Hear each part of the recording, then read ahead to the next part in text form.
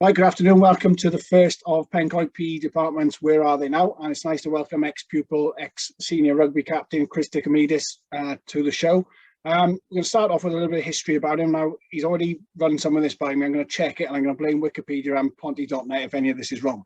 So, Chris, you were with us in 1997, 2004, went right the way through from year 7 up to year 13. Did A-level PE with us as well, I think, Chris, yeah? Yeah, did A-level. Who was your partner in crime? Andrew Collins, wasn't it? That was yeah, the sum total of, yeah. And then two of us. Two of you, yeah. Rugby career-wise, then we've got Ponty, 360-ish games and still counting.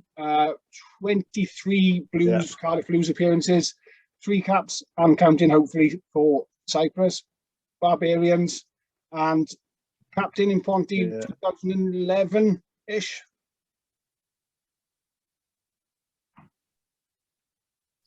Are you cut for there, right? Yeah, I think it was 2011. Yeah, it was 2011. Yeah, Ponty captain 2011, there or thereabouts. Season, I think. Yeah, and it's a weird one, because having been teaching you A-level, because I remember when I was in Pencoed as a trainee teacher, as a student teacher, I think you were either you must have been year 10, I think, at that point. I think you just started GCSE. Then I went, and when I came back then as a fully fledged teacher, you were on A-level then, weren't you? That's right, there. And then you took Neil Thomas's job, didn't you? Thomas's job, yeah.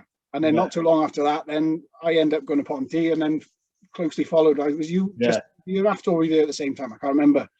Same season, I think. Soon as I finished school, so when I was 2004.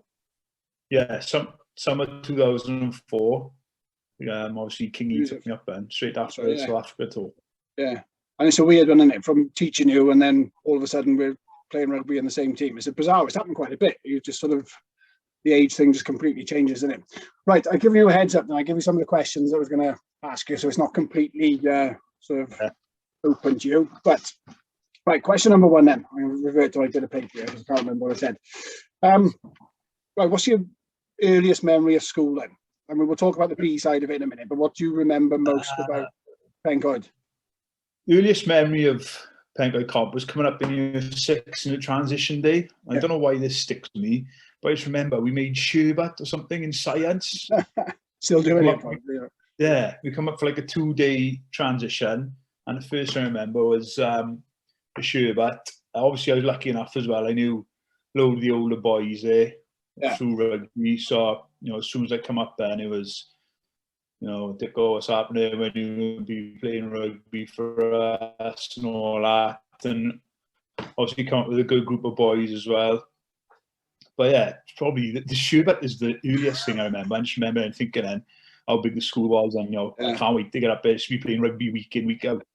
Yeah. Do you find it, when you came up on transition? I mean, we do a lot now in terms of like having primary schools in, probably far more than when you were around. Did you come up beforehand to visit and stuff when you that many years ago, or was it just like literally straight in September and away to go?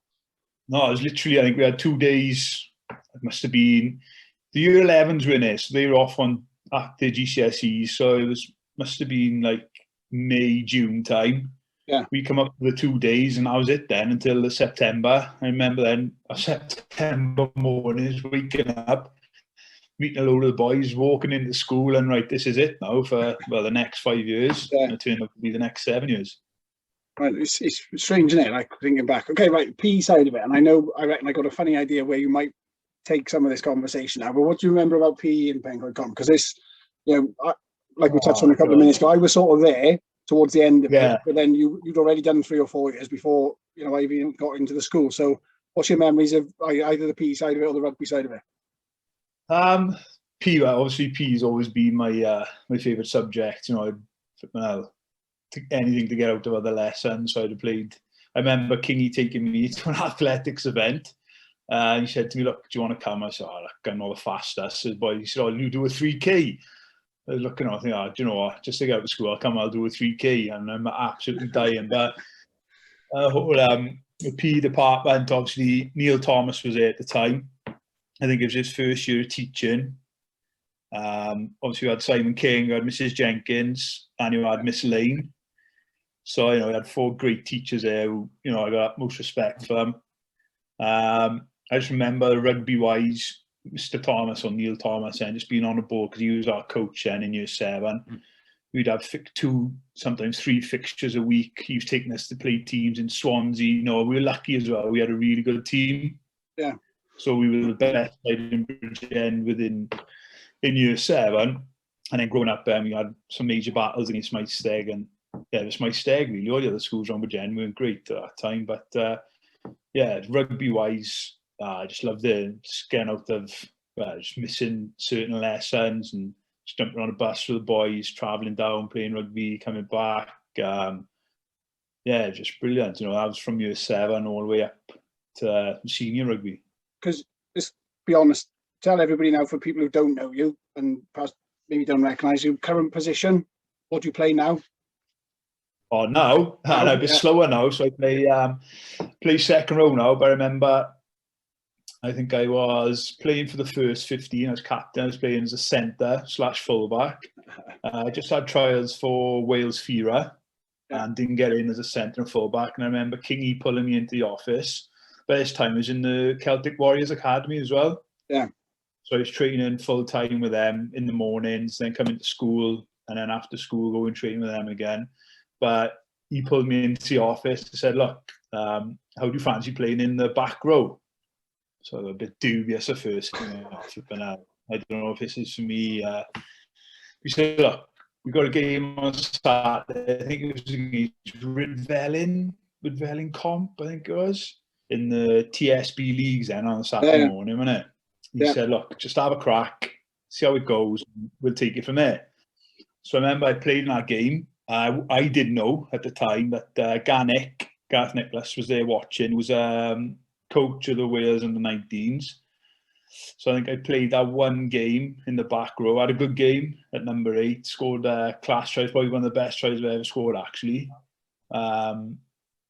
Picked up in the 22 and literally went length of the pitch. I remember chipping their fullback, and the fullback was Adam Thomas, you know, Timmy. Yeah. Who played in Ponty with us. Yeah. He always reminds me of it as well. And the ball literally just bounced up into my hands. I managed to go under the posts. And obviously Garnick was there watching that day as well. And then that following weekend, I got called into the Wales under-19 squad and got my cap then like 2 weeks after as a forward, as a second row out in Ireland. And to be honest, well, since then I haven't, although I still like to play as a bit of a centre. Yeah. Ball playing second row, I know. So you could say that Kingy set me on my way. It's one of those things that you said there about nearly going the length of the field and scoring, and I have no doubt that I think I can remember the game. I have no doubt that actually happened. But if that was me, I'd say that I went length of the field and chipped someone to score, and it would actually mean I ran about 5 meters and fell over the line. It's just slight exaggeration. That's me now. Just hang on to the back of Moors and just flop over the line. But when I was, 17, 18, a bit more youthful, a bit more speed and everything. But yeah, you know, rugby, I just loved anything to do with school rugby. If Kingy or you had told me to run through a brick wall, you know, I would have done it. Yeah, and you know, I mean, we'll go on and talk about sort of where you went after you finished in Form 6. But the one thing for me, and it sort of hits home with you particularly, is the 2 trips to South Africa, and the stuff that, you know, the opportunities we had then. And it's one of the things that I've toyed with. I mean, you know, Kingy, once we sort of stopped going, it was the thing we sort of wanted to try and sort of get going again. And it was just, I think from a financial point of view, a lot of people, it became a sort of like a ceiling to how much people were willing to pay, and that was understandable. But then in terms of once you get over that hurdle and you commit to go, I mean, just touch on some of the things that you can sort of remember from I'm sure I can remember one thing you'll mention because of, you know, we've already talked about it before we came into this. But what are some of your best memories from those 2 trips? The first trip, I think it was 2002 was the first one I went on. And genuinely now, I'm not saying this because you're on camera, them 2 tours are probably the best 2 tours I've ever been on in my life. Obviously, it was with all my mates from school. All our fathers were there as well. My grandfather was there. My cousin was there. There was a massive just party of us going out there in South Africa. Obviously, we got to see the Tri-Nations games as well. We got to go on the pitches before the games. Our actual games as well were, you know, tough physical encounters, but just being around the boys and sounding a bit of freedom. Obviously not too much freedom. Obviously we're still representing the school, and I was lucky as well that my dad was there, so probably did have a little bit more freedom than some of the boys who didn't have their parents there. But yeah, they were just absolutely brilliant. I think one thing that stands out, I think the first tour, I think it was Ellis Park, where the fan attacked the referee. Was it New Zealand, South Africa, and the fan ran on the pitch? It was Durban. Or was it Durban? Durban, yeah. And got absolutely filled in for his troubles, I think, didn't he? Yeah, absolutely battered. I remember that. And then I remember then we were outside, and they had all the barbecues and the cars outside in Durban, didn't they? Yeah. And you were just walking past and offering you burgers and everything else. And then we were in this restaurant, and a few of the New Zealand players come into the restaurant and spoke to us, and they made a bit of a fuss of us, which was quality. And then the second tour was 2004. I remember I got my A-level results when I was out there. I was just going to say that. I remember it was about 8 or 9 of us who got our results while we were out there. I just about got enough to get into university, but that was a good night. Obviously, we were 18 at the time as well, so things were a lot different then. But and then I remember as well playing, I think, I don't know if this was the first tour or second tour, we played on Loftus Festival against the Blue Bulls under 19s or something like that. It was, yeah. And kick off, and I always remember, I think either Kingy or Dasher telling me, look, whatever happens, first tackle, absolutely smash someone.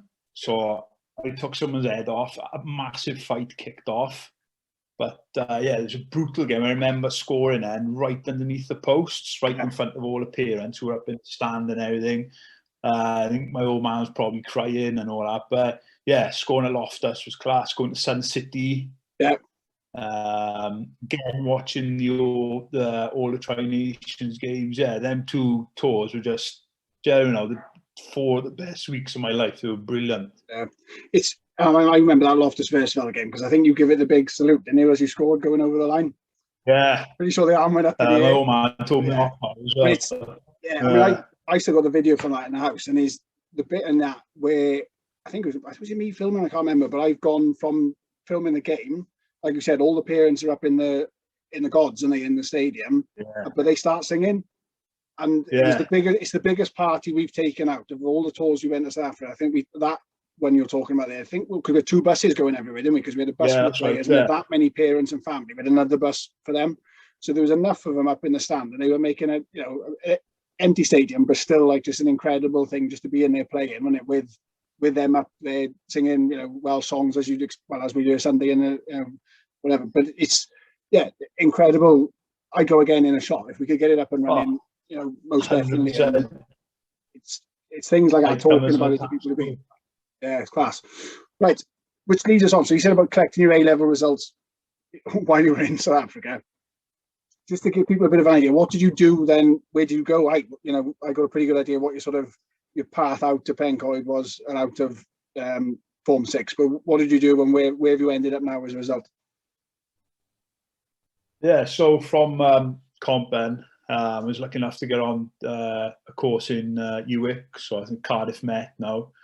Not the original course I wanted to go on, but I got offered a scholarship through my rugby, and I managed to get in there to do sport and leisure management. Originally, I wanted to do sports coaching, but probably messed about a bit too much in 6th form, and relied on my rugby to take me places rather than getting my head down and do my work. Didn't really get the grades I needed, but I did get in, so I ended up going to UWIC again for the 3 years. All right, second year then, obviously I left UWIC. Well, I stayed within UWIC educationally, but I signed for Ponty full time, so I was playing my rugby full time with Ponty. But even then, I had a great time in uni. I was living with all 7 of us, 7 rugby boys. I was lucky enough then to play with 2 of them for Wales under 21s, Phil Osborne and Dom Day. They're my best mates now. We still socialise together now with our kids and everything else. So uni was massive for me, and a really enjoyable time. And then from there, went to work. worked for a company, Sports Stars, going around primary schools, covering PPE lessons, just do teaching and PE really. Then I went to NPCT, the Military Preparation College in Bridgend. And then whilst I was there, then obviously still playing for Ponty at the time, Cardiff Blues offered me a 3-year contract. Obviously a bit older than, most boys who go into professional rugby. I think I was 27, 28 when I signed for them. I had 3 years with them, 2 good years. And then the last year then was a bit of a waste of time. It was just a tackle bag, my style of rugby didn't suit the coach, which, is fair enough. Everyone's got their opinions and how they want to play, but, whatever I did didn't really change his image of me. And then after they didn't offer me a contract, I had options to sign elsewhere, but I was 30 at the time, I had a young family and everything, I didn't really want to move away. So I was lucky enough then to sign back with Ponty and get a job then for the WRU as a hub officer. And that's what I'm still currently doing now at CCUID. So colleague coming out of there, just down the road from Pencoed in Bridgend. We're going to bring up that because like some of our pupils will recognise you from that. So even if they didn't up until now realise that you were an ex-pupil of Pencoed, they may have seen you, like, as I said, at fixtures prior to sort of COVID kicking in. So when you got that job, I mean, the job in itself, and you do an absolutely cracking job over there with the rugby side of things. But the first time you then had to come to Pencoed, or the first fixture you had against Pencoed after you got that job, what was that like? Oh, it was straight, really, really strange, Obviously, whenever Pencoed play, I want them to win. But obviously, if I might be playing against my boys or my girls or, whatever we're playing in, then, I can't really show any allegiance to Pencoed. So I got to... But yeah, it was weird, obviously, coming back as well. His throw-in was refereeing as well, so I couldn't really shout any abuse at him. And Kingy was around just to take the mick out of me. Seen other teachers well, Miss Lane, I've seen a couple of times. Not Miss Lane, I can't even think. Mrs. Perkins now, and she's been Mrs. Perkins for a long time now. Yeah. I was like showing my age now. She was Miss Lane when I was there. Yeah, it was tough, but it was enjoyable as well. Obviously, some of the kids as well. I know some of their parents, so just giving them a bit of stick as well. But yeah, overall, it's been it's great going back, and I think there's a couple of pictures me up on the walls that kids have seen. So from my school, and they like to take a mick out of them as well. So yeah, it's great. And it's one of those things, I think, as an area in Bridgend, the schools do get on well with one another, the staff, particularly the PE staff and the rugby side of it. But I mean, it goes across the board with the departments as a whole. We know each other well, don't we? And I think that works then in terms of sort of promotion of sport and things like that in the borough, is that, because we're all in sort of fairly good contact with each other, that when it comes to playing, the kids get a pretty good deal out of it as well, don't they, in terms of, fixtures and stuff. And, we've done it before, and we will do things to suit. If we've got enough players to run, an A game and a B game of 10 or whatever, then we'll just get them out and play them and things like that, didn't it? And I think, it's good to have that. Everybody wants to win, admittedly, but at the same time, sort of almost like bums on seats in it. If we can get as many people as possible playing in some way, shape or form, then I think, it goes across activities as well, doesn't it? It is, rugby dominant. But at the same time, as I said, the departments work well. So and we all are fairly close. I mean, even if you include sort of top end of the valley with Maesteg and Llangrannoed, it's still not a million miles away from one another. No. So it's easy to logistically to get stuff off the ground and get things up and running. Yeah, like you said, fundamentally, we just want pupils, learners to participate in sport. So it doesn't matter how good they are, just come out, chuck a rugby around, kick a football around, netball, hockey, whatever. Just try and get as active as you can. Like you said, obviously we're lucky that the rugby family, so to speak, we all know each other. We speak well. Obviously, me coaching Bridgend schools, well, I need to build these, pardon me, these relationships with all the other PE teachers, so I know, what talent is coming through, what boys are coming through, who to keep an eye on. There's boys who are younger who can step up, who could I call up?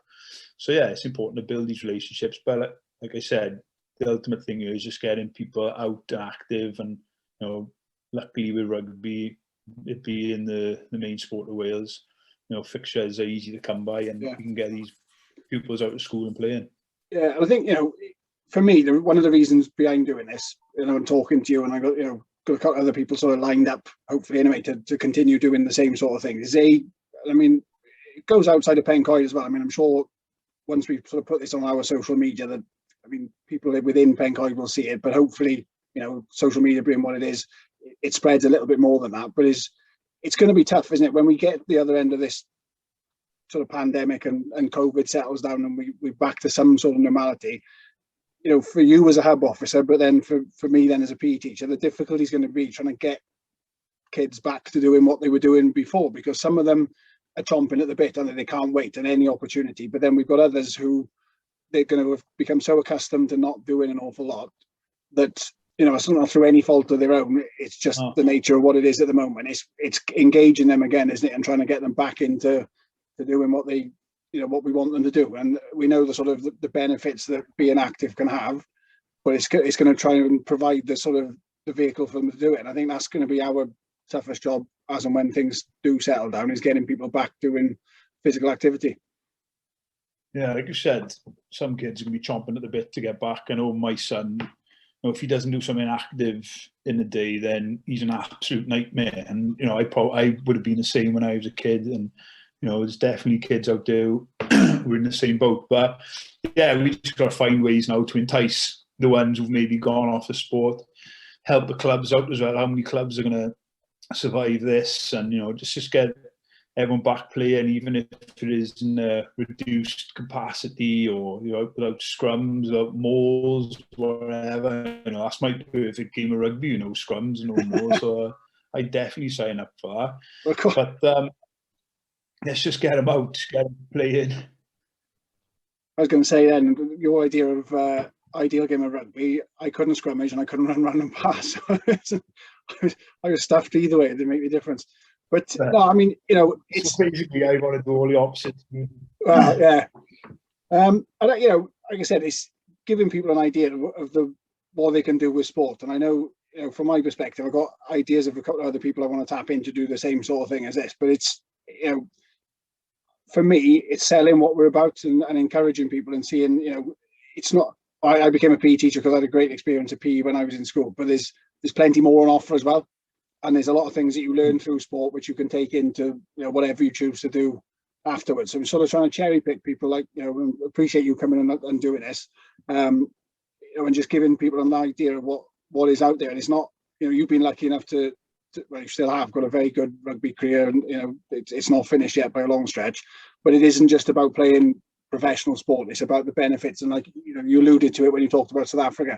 It's just the bits that you get from being away with your mates, like you said, for 2 weeks in a foreign country, for example. But equally, playing one fixture in a friendly game down the road, you learn from that as well, don't you? About how to conduct yourself, how to play in a competitive environment, all those things. So it's almost like drawing from all these different things and then taking them into the future in terms of, if it is a sporting career or whatever, great. But there's so much that applies to what you do in everyday life as well, isn't it? Yeah, massively. Like, I think it's only now I'm a bit older with kids of my own, everything, you realise the influence that certain teachers have over you.